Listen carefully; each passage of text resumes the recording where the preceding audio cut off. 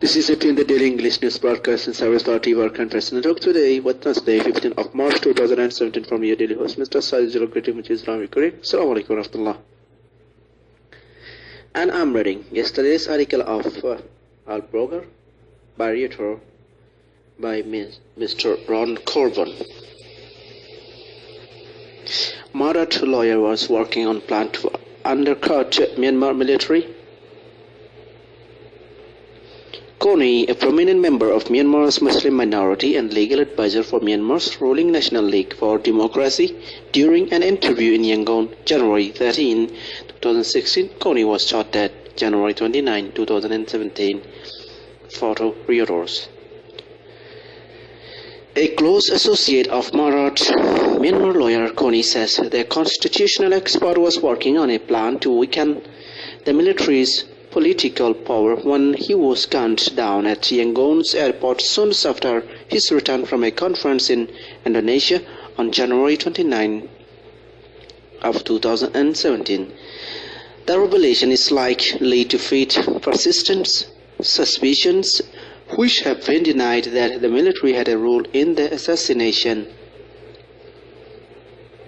Despite handing over power to a civilian government led by the National League for Democracy NLD party of activist Aung San Suu Kyi, the Myanmar armed forces retain wide powers under a constitution it promulgated in 2008.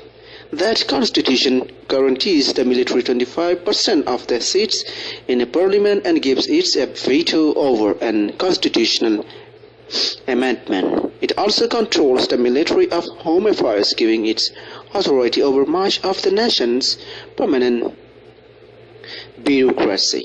Marat's lawyer Kony may have found a loophole around the military, but commentator Bertil Lentner, a close associate of Kony who also worked with him on journalism training, told VOA in an interview that the prominent NLD advisor believed he had uncovered a loophole that could be used to circumvent the military veto. Kony said that there is nothing in the 2008 Constitution which says that the Constitution cannot be abolished by a single vote in a parliament. Lentner said. He said a simple majority vote was all that is needed to abolish the constitution and adopt a new one. He was working on it.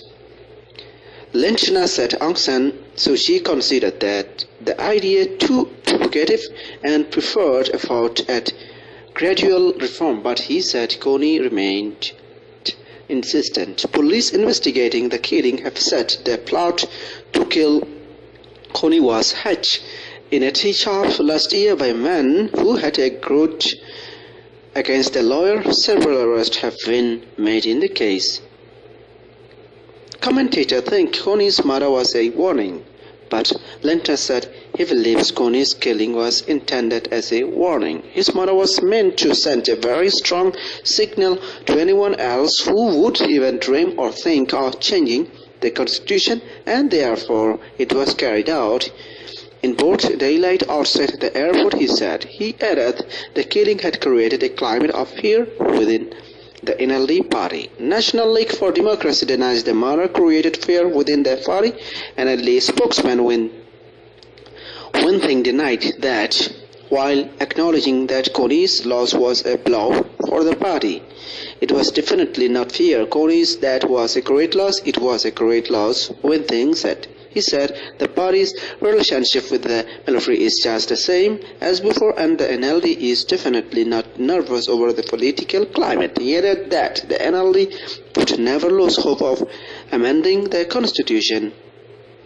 Kony called an expert on the 2008 constitution, Phil Robertson, Deputy Asia Director for the New York-based rights organization Human Rights Watch, said Kony was one of only a few people within the NLD who fully understood the nation's 2008 military baked shatter. Let's be clear, Kony was the technician, Robertson told a briefing At the Foreign Correspondent Club FCCT, the UNLD has no one to replace him in terms of dealing with the constitution. And if you look at the current configuration of the Burmese politics, the 2008 constitution is very central to everything.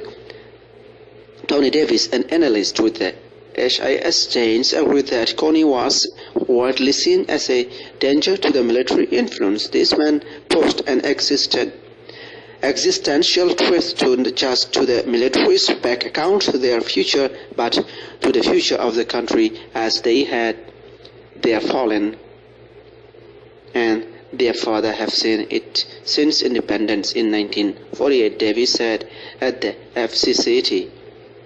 He said Kony's killing point to a bleak outlook for Myanmar's political landscape. So this is enough.